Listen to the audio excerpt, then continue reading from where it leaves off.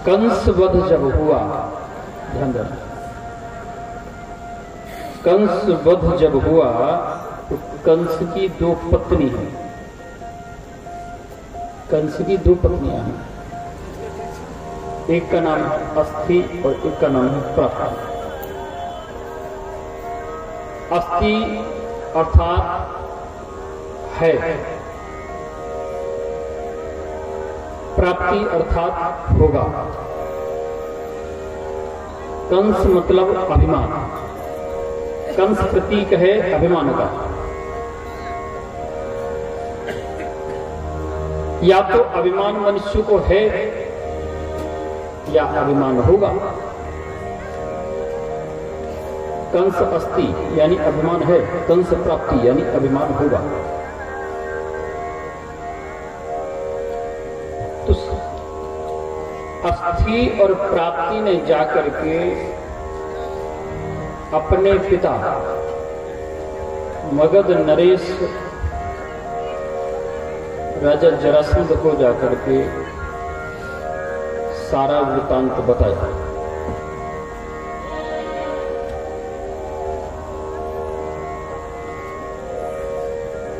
जब सारा वृतांत बताया, कंस को बड़ा, ये जरासंध को बड़ा क्रोध आया। जरासंध क्या किया, अपनी 23 अक्षौणी सेना लेकर के और मथुरा के ऊपर में आक्रमण कर दिया। जब मथुरा के ऊपर में आक्रमण किया तो भगवान से वो हार गया।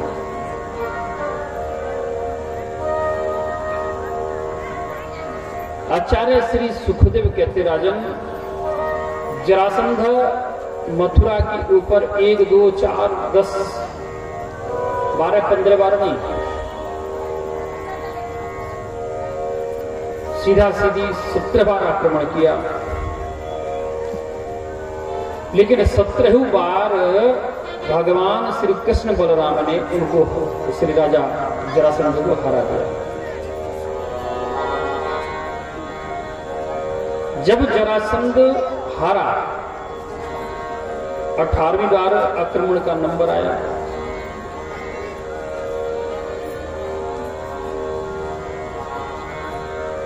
अठारहवीं बार में जब नंबर आया तो क्या किया, 11,000 ब्राह्मणों को बुलाया और 11,000 ब्राह्मणों को बुला करके पूजा पे बैठा दिया। कहा कि देखो ब्राह्मणों, आप मेरे लिए पूजा करो, और पूजा ऐसी करना कि मैं मथुरा के ऊपर विजय प्राप्त कर लूं। अगर मैं मथुरा के ऊपर में विजय प्राप्त कर लूंगा तो मैं आपको धन दान करूंगा, और यदि मैं हार गया तो मैं आपको मृत्यु दान करूंगा।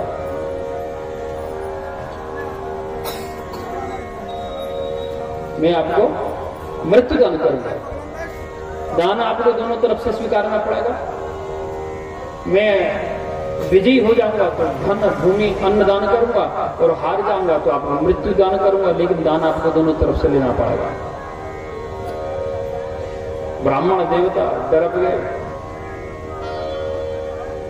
जब डरे तो वहां बाकी विजय की कामना कौन कर रहे हो?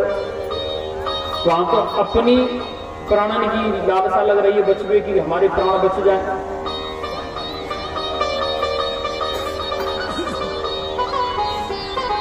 सभी 11,000 ब्राह्मण भगवान को प्रार्थना कर रहे हैं कि प्रभु,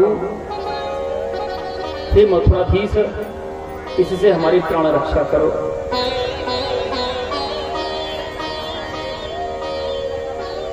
अब जैसे 18वीं बार आक्रमण किया मथुरा के ऊपर में, कन्हैया बोले, बलराम, बोले हाँ काना, बोले नाना जी तो फिर आएंगे, भले आदमी युद्ध कर में।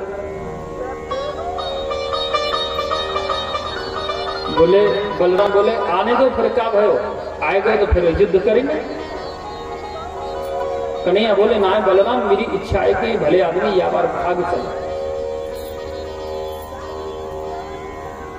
भाग चल। बोले कान्हा तू पागल है गए होगा। बलराम जी बोले कान्हा तू पागल है गए, सारे संसार में अपीयस रह जाएगा, भले आदमी सब हमको डरपोक कहेंगे, कायर कहेंगे, भगोड़ा कहेंगे, हमारा अपीयस रह जाएगा, अपकीर्ति है जाएगी, कलंकित रह जाएंगे हम लोग।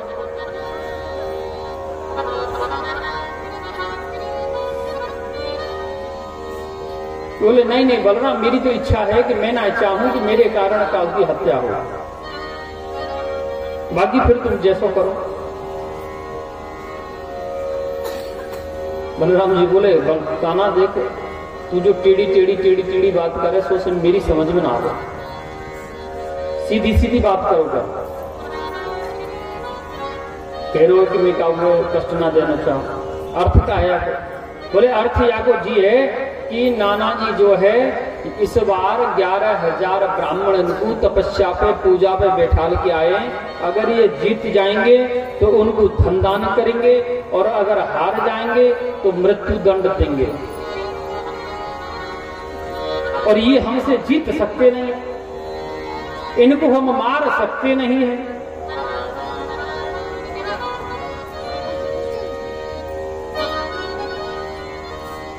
क्योंकि जरासंध की मृत्यु बड़ी विचित्र तरीके की है।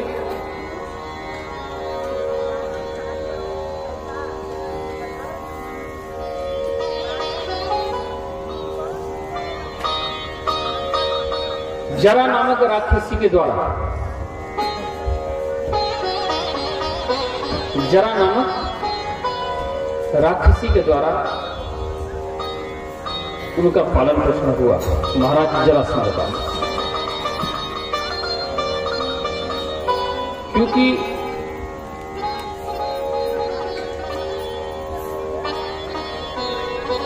महाराज को कोई संतान नहीं है, मगध नरेश को कोई संतान नहीं है, तो मगध नरेश से क्या किए, एक संत आए, संत ने उनके ऊपर कृपा की, तो संत ने एक फल दे दिया। मगध नरेश को 2 पत्नी हैं, दोनों को समान प्रेम करते, तो उन्होंने क्या किया, वो फल के 2 भाग कर दिए, और दोनों भाग आधा आधा कर करके अपने दोनों पत्नियों को खिला दिया। अपनी दोनों जो पत्नियों को खिलाया, दोनों माताएं गर्भवती हुई, दोनों माताओं ने बच्चे को जन्म दिया। जब बच्चे को जन्म दिया तो दोनों माताओं के गर्भ से आधा आधा बच्चा जन्म लिया। आधा बच्चा एक माता की गर्भ से जन्म लिया और आधा बच्चा एक माता की गर्भ से जन्म लिया। तो बच्चा मरा हुआ निकला, उठाकर के दोनों टुकड़ा जंगल में फेंक दिए। जंगल में एक जरा नामक राक्षसी निवास करती, उसने अपने भक्षण के लिए बालक के दोनों टुकड़ों को उठाया। जैसे ही दोनों टुकड़ों को उठाया, गलती से वो दोनों टुकड़ा जरा से स्पर्श हो गए, जरा से दोनों टुकड़े स्पर्श हो गए। जैसे स्पर्श हुए, संधि हुए, जुड़े, बालक जीवित हो गया। और जीवित होने से वो रोने लगा। जरा को बड़ी करुणा आ गई, उनके अंदर ममता जा गई, तो जरा ने अपना स्तनपान करा के उसको पाला। जरा के द्वारा संधि किया हुआ, जोड़ा गया, जोड़ना माने संधि, संधि किया हुआ, इसलिए उसका नाम राजा जरासंध पड़ा। श्री जरासंध जी महाराज। अब तो बलराम बोले कि कन्हैया फिर सोच का रहे हो, 11,000 की हत्या हो, वहां से पहले भाग दौड़ लगा दिए दोनों कृष्ण बलराम। शोर मचा दियो जरासंध ने, भगोड़ा है, कायर है, डरपोक है, रण छोड़ है, रण छोड़ है। भगवान कन्हैया को एक नाम यहाँ पे और निर्माण है गयो, बाको पड़ गयो, रण छोड़ राय। बोलिए श्री रण छोड़ राय भगवान की जय। रणक्षोण बन गए। भगवान कृष्ण के पीछे काल्यवन नामक राक्षस पड़ गया, जो जरासंध का मित्र था।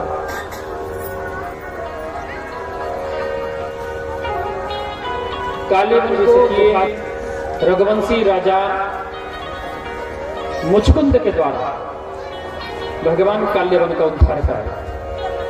गुफा के अंदर सोते हुए मुचकुंद को अपना पीतंबर उड़ाए और जाकर के काल्यवन समझ लिया कि यही कृष्ण है, यहाँ थक करके सो गया, वो लात मार दिया। महाराज मुचकुंद जग गए।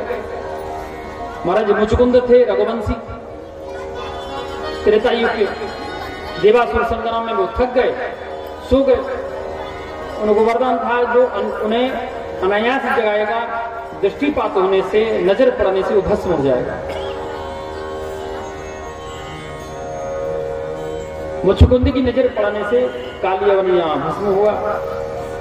दोनों कृष्ण बलराम पहाड़ी के ऊपर में चढ़े तो जरासंध चारों तरफ से आग लगा दिया। देव शिल्पी विश्वकर्मा को गोविंद याद किए, आज्ञा दी उसको, तो उसने जाकर के समुद्र के बीच में एक सुंदर नगर का निर्माण किया, जिसका नाम पड़ा द्वारिकापुरी। बोलिए श्री द्वारिकापुरी की जय। द्वारिका नामक पुरी बन गई। दोनों भैया वहां से पहाड़ी से अंतर्ध्यान हुए और द्वारिका में प्रकट हो गए। रात का समय आया। रात के सोते समय में समस्त मथुरा वाले जदवंश को मथुरा से द्वारिका में स्थानांतरण करा दिया, स्थान परिवर्तन करा दिया। अब तक थे मथुराधीश, अब हो गए द्वारिकाधीश। अब नंबर आता है विवाह का। जब नंबर विवाह का आया तो एक राजा हुए, राजा रेवत। रेवत को कोई पुत्र नहीं है, एकमात्र पुत्री है। वो पुत्री को लिख करके इतना चिंतित रहने लगे महाराज रेवत कि संपूर्ण भूमंडल खोज दिए, लेकिन उसके सुयोग्य वो दूल्हा नहीं मिला। क्यों? क्योंकि राजकुमारी रेवती इतनी लंबी थी कि उनके बराबर लंबा दूल्हा पूरी पृथ्वी पर नहीं मिला, पूरे भूमंडल में नहीं मिला।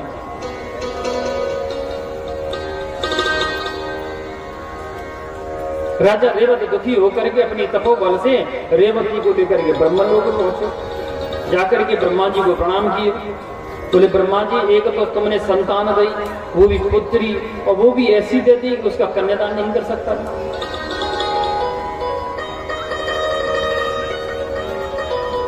कम से कम उसको तो ऐसा देते ताकि मैं उसका कन्यादान कर पाता। बोले रेवत, जब से आप मृत्युलोक से ब्रह्मलोक तक आए हैं और तब से लेकर के अब तक आप ब्रह्मलोक के लिए प्रस्थान किए, तब तक ब्रह्मलोक पहुंचे। इतनी देर में जो है पूरा सतयुग चला गया, पूरा त्रेता चला गया, द्वापर भी जाने वाला है। आप शीघ्रता से मैं आपको मृत्युलोक में भेज रहा हूं। और समुद्र के बीच में एक द्वारिका नामक पुरी है। वहां के राजा है महाराज वसुदेव, और वसुदेव का ज्येष्ठ पुत्र शेष अवतारी बलराम है। वही आपकी पुत्री के सुयोग्य दूल्हा है, वर है। आप जल्दी चले जाओ। आकर के श्री राजा रेवत ने सारा वृतांत वसुदेव जी को बताया। बोले महाराज ऐसी सी बात है। बलराम जी को बुलाए वसुदेव जी। बलराम जी का नाम है बलराम बलदाऊ। बलाधिक्याम बलम विधु, अर्थात बलराम का नाम था राम, लेकिन बलाधिक्याम बलम विधु, बल अधिक होने के कारण सारे संसार ने उनको बलराम कहना प्रारंभ कर दिया।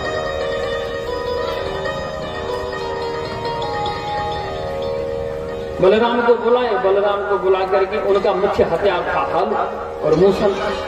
हल को क्या किए, पकड़ करके हल को रेवती के सिर पर रखे और रेवती को नीचे जोर से दबाए तो रेवती मैया बड़ी से छोटी हो गई। जब छोटी हुई तो बलराम का विवाह रेवती मैया के साथ हुआ, इसलिए वो रेवती वल्लभ कहलाए। बोलिए रेवती वल्लभ भगवान की जय हो। और बड़े भैया को ब्याह है,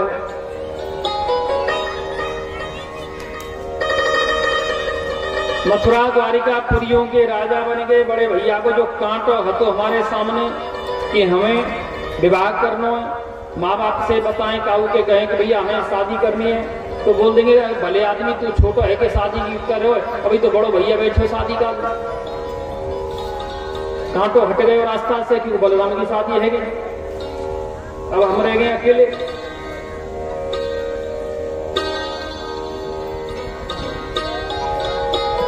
आचार्य श्री सुखदेव कहते राजन, एक नगर हुआ जिसका नाम है कुंडलपुर। आपने कुंडलपुर का नाम नहीं सुना होगा। मध्य प्रदेश में सागर नाम का एक जिला है, सागर संभाग 3 जिला का एक जिला है। उससे आगे जबलपुर की तरफ जब चलेंगे तो एक दमोह नामक जिला पड़ता है, दमोह। एक कुंडलपुर उसी दमोह में आता है, दमोह में आता है। पहाड़ी के पास में बहुत सुंदर मंदिर है, छोटा मंदिर है, खंड विखंड हो गया है, खंड खंड हो गया मंदिर, लेकिन पुरातत्व है। जैन धर्म वालों ने उसको अपने कब्जे में कर लिया है, सारी पहाड़ी को, सारे क्षेत्र को। कुंडलपुर, वहां भी हमें सौभाग्य मिला जो हम वहां भागवत कथा की। कात्यायनी मैया की बहुत छोटी प्रतिमा है, लगभग 7 इंच की प्रतिमा है माता, लेकिन वैज्ञानिक फेल है उसके सामने, उसको ये पता नहीं कर पा रहा है कि वो कितने वर्ष पुरानी प्रतिमा है। तो एक राजा भीष्म, कुंडलपुर के नरेश है महाराज भीष्मक, कि राजा भीष्मक हो नाम विदर्भापतिर महान, तस्य पंच भवन पुत्रः कन्यका च वरानना। एक भीष्मक नामक एक राजा हुए, राजा भीष्मक। उन्होंने यज्ञ किया, यज्ञ से उनको एक पुत्र और एक पुत्री की प्राप्ति हुई। पुत्र का नाम पड़ा रुक्मी और पुत्री का नाम पड़ा माता रुक्मिणी। रुक्मी की मित्रता शिशुपाल से हो गई, जो कन्हैया की फुआ का बेटा है,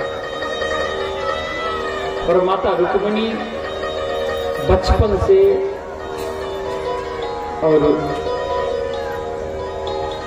भगवान श्री कृष्ण की लीलाएं सुनी तो मन क्रम वचन से अपने मन में भगवान श्री कृष्ण को ही पति बना लिया।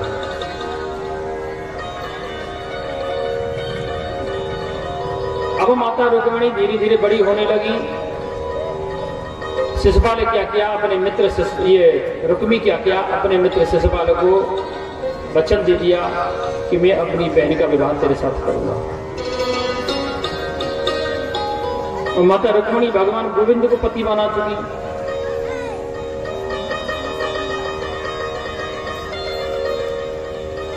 क्या हुआ, माता रुक्मिणी ने अपनी भाभी की सहायता ली और एक पत्र लिखा। माता रुक्मिणी के स्वयंवर की तैयारी हुई। शिशुपाल ये रुक्मी कह दिया अपने माँ बाप को, जो है चेतावनी दे दिया, बोले पिताजी समझा देना रुक्मिणी को, अनेकों अनेक राजा आएंगे, लेकिन ध्यान रहे वरमाला वो जो है शिशुपाल के गले में डाले, अन्यथा मैं उसकी हत्या कर दूंगा। माता रुक्मिणी दुखी हो गई, पत्र लिख दिया, अपने गुरु अपने राजपुरोहित को पत्र दिया राजपुरोहित पत्र लेकर के द्वारिकाधीश के पास आए और द्वारिकाधीश को पत्र मिला तो द्वारिकाधीश ने पत्र को पढ़ा। उसमें माता रुक्मिणी ने शब्द लिख दिए और हे द्वारिकानाथ, मैंने बचपन से ही आपको अपने मन क्रम वचन से अपना पति स्वीकार कर लिया है। कल प्रातःकाल मैं कात्यायनी पूजन करने के लिए कात्यायनी मंदिर जाऊंगी, आप वही आकर के मेरा अपहरण कर, अगर आप नहीं आए तो मैं अपना प्राण त्याग कर दूंगी। पत्र जब द्वारिकानाथ पढ़े, पंडित जी बोले कि द्वारिकाधीश में आज्ञा हो तो मैं चलूं, निकलूं मैं कुंडलपुर। बोले पंडित जी बड़ी गजब बात कर रहे हो, निकलूंगा, हम चल रहे हैं। बोले मैं समझा नहीं। बोले कल प्रातःकाल रुक्मिणी पूजन करने के लिए आवेगी, समय है कहां, मात्र 24 घंटा है। और द्वारिका से कुंडलपुर जाना है, पूरा सौराष्ट्र पार करना है, पूरा गुजरात पार करना है, पूरा फिर एमपी में जाना है, एमपी का मध्य में पहुंचना है। दोनों कृष्ण और श्री पंडित जी महाराज विराजमान है वे रथ में। जब ही तो रथ निकले और सामने से आए वो बलदाऊ और कन्हैया बोले पंडित जी है वो ब्याह आएगी दुल्हन घर में। कहा भाई, बोले हमारे बड़े भैया आएंगे, ये नहीं जाने देंगे, क्योंकि दो वंश हुए, क्षत्रिय में दो वंश हुए। एक रघुवंश कहलाया यानी सूर्यवंश, एक चंद्रवंश यानी जदवंश। और दोनों वंशों की विशेषता है, खासियत रही है कि राम वंश में, रघुवंश में जब तक वो लोग यज्ञ नहीं करते तब तक उनके घर में संतान का जन्म नहीं होता। स्त्रियां संतान को जन्म नहीं देती।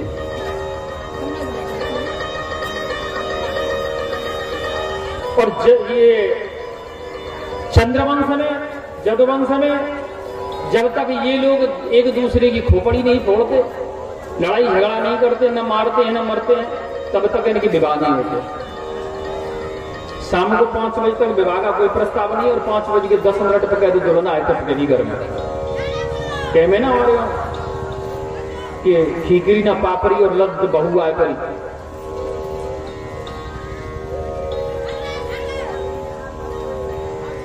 रघुवंश में बगैर यज्ञ किए कभी संतान नहीं होती।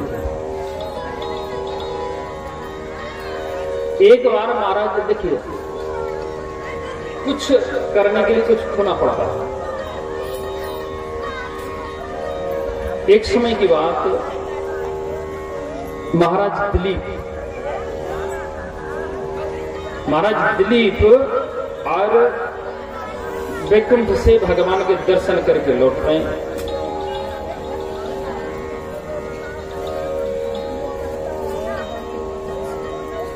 और दर्शन करके जब लौटे तो उन्होंने, महाराज दिलीप ने क्या किया, सुरभि नामक गाय, ये कामधेनु नामक माता महाराज दिलीप को मिली, लेकिन कामधेनु गाय को महाराज दिलीप प्रणाम नहीं किया और सीधे निकले।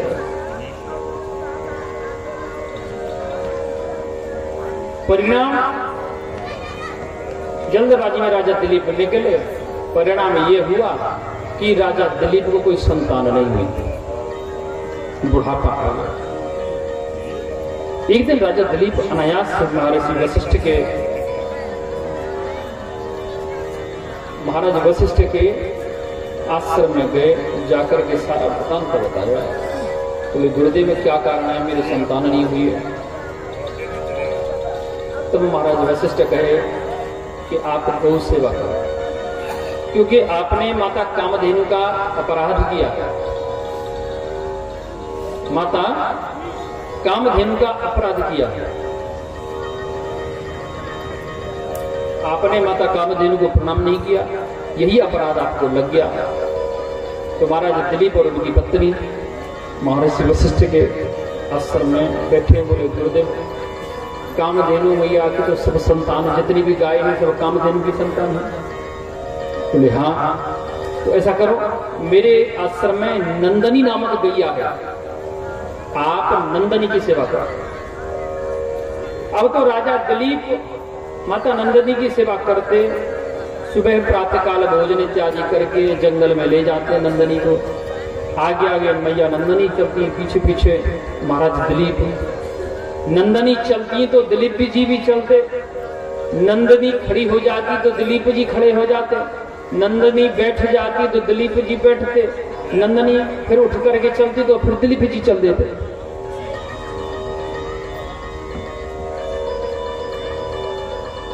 महीनों निकलने लगे।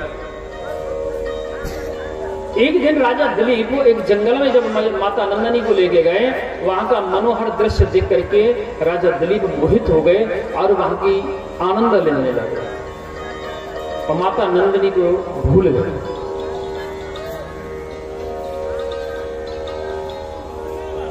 इतने में माता नंदनी कुछ आगे निकल गई। जब आगे गई तो नंदनी की आवाज जो है राजा दिलीप के कान में आई तो राजा दिलीप घबरा गए। दौड़ करके देखा तो एक सिंह ने माता नंदनी को दबा के रखा है, उसको काटने के लिए, उसको मारने के लिए, खाने के लिए उतारू हो गया सिंह।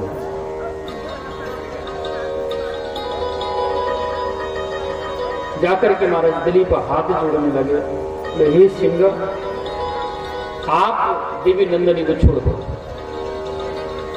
वो सिंह पुरुष आवाज में कहने लगा कि मुझे भूख लग रही है, मैं कैसे छोड़ दूं? बोले यदि आपको भूख लग रही है तो आप मेरा भक्षण कर लो, मेरे शरीर से अपनी क्षुधा शांत कर दो, लेकिन देवी नंदनी को छोड़ दो। और कह करके राजा दिलीप नतमस्तक हो गए। तब जब सिर उठा करके कुछ देर बाद राजा दिलीप देखे, न तो उनमें कोई सिंह है न कोई है, वहां तो माता नंदनी भी अष्टभुजाधारी दिखाई देने लगी।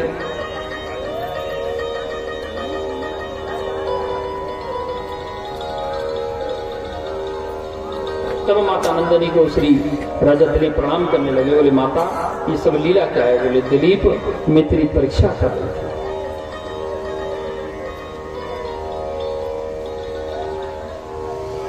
जब जाकर के राजा दिलीप को संतान हुई, हम लोग गौ सेवा करते हैं, लेकिन बिहार में भी एक विडंबना है और भाई होना भी चाहिए, ये तो सत्य है कि जो जर्सी गाय जो रखते हैं ज्यादातर जर्सी की सेवा होती है, उसी के दूध से पर्याप्त मात्रा में प्राप्त होता है, तो भरण पोषण भी होता है थोड़ा बहुत। लेकिन गौ सेवा देसी गाय का होता है। जिनको कुंभ होता है, जिनको देखा होगा अपने सिर के पीछे और अगला जो दोनों पैर है उसके उभरा हुआ भाग होता है, जिसको कुबड़ भी कहते हैं, लेकिन उसको कुंभ कहा जाता है संस्कृत में। जिस घर में पितृदोष होता है वो गौमूत्र को दुबरी से अपने घर में छींटा लगाएं। गौ गोबर में गोईठा बना करके उसकी घर में धुनी लगाएं तो पितृदोष शांत होता है।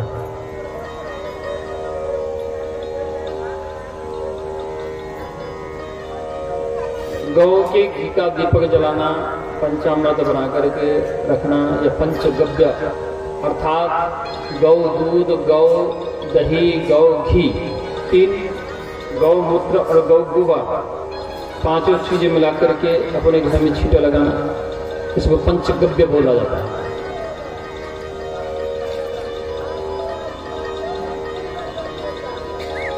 और कहते हैं कि जिसको फेफड़ा में पानी बन गया,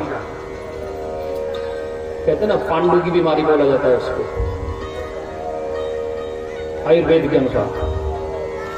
पांडु की बीमारी अगर किसी को बन जाती है कि बोले हमारे लीवर में पानी हो गया या हमारे पेट में पानी भर गया, ठीक है, उसको देसी गाय का मूत्र पान कराते चले जाओ, 1 महीने में स्वतः ही ठीक हो जाएगा।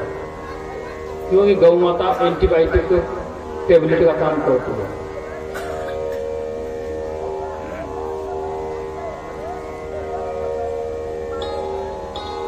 आपने देखा होगा, भैंस अगर जा रही है और कोई बच्चा सामने आ गया तो भैंस उसको कुचलते हुए निकल जाएगी। और गौ कितनी भी स्पीड में दौड़ रही है, अगर कोई बच्चा या पुरुष स्त्री आदमी कोई सामने आया तुरंत उसको बच जाएगा, अपना गिर जाए या कुछ भी हो लेकिन उसको बचा देगा दौड़ते हुए।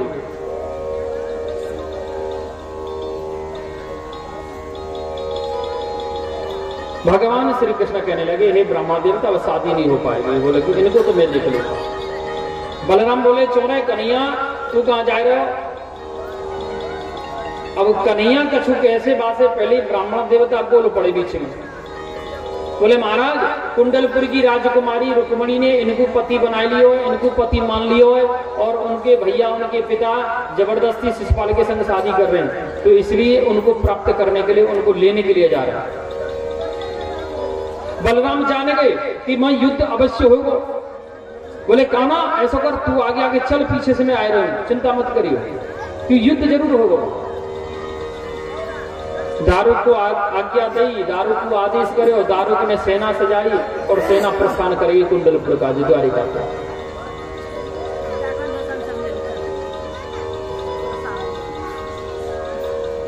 जब सेना ने प्रस्थान करी तो माता रुक्मिणी पूजन करने के लिए कात्यायनी मंदिर में आई। कात्यायनी च महामाये महायोगन्यधीश्वरी नंद गोपुसुतं देवीं पतिं मे कुरुते नमः। कि नमस्ते त्र्यंबके वीक्षणात्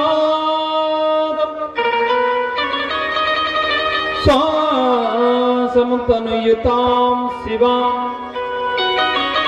भूयातं पतिर्मयि भगवान् कृष्णस्याद् नमोदुताम् कृष्णस्याद् नमोदुताम्। इस प्रकार मैया रुक्मिणी माता कात्यायनी को पूजन करने लगी। इतने में कन्हैया आए करके माता रुक्मिणी को देखो, माता रुक्मिणी प्रसन्न है, गले से लगाए और रथ में बैठाए लेके भाग गए। पीछे से शिशुपाल आए, रुक्मी आए, भगवान रुक्मी को पकड़ करके रथ के पहिया से बांधी। युद्ध भयो, आखिर में कुंडलपुर की सेना हार गई और कृष्ण बलराम माता रुक्मिणी को लेकर द्वारिका चले गए। थोड़ा समय बाद कुछ समय हुआ, थोड़ा माहौल ठंडा हुआ, जब शांति हुई, दोनों परिवार में संधि हुई, फिर माता रुक्मिणी को सम्मान सहित कुंडलपुर भेजा। फिर माता रुक्मिणी के साथ कन्हैया का पहला विवाह संपन्न हुआ। बोलिए श्री रुक्मिणी वल्लभ भगवान की जय। ये कथा आप कल श्रवण किए। माताएं गाली देती है, बात ना तो हमारे अमित जी ने सुनाई। बनेगी राम जी से पूछे जनकपुर की नारी। अब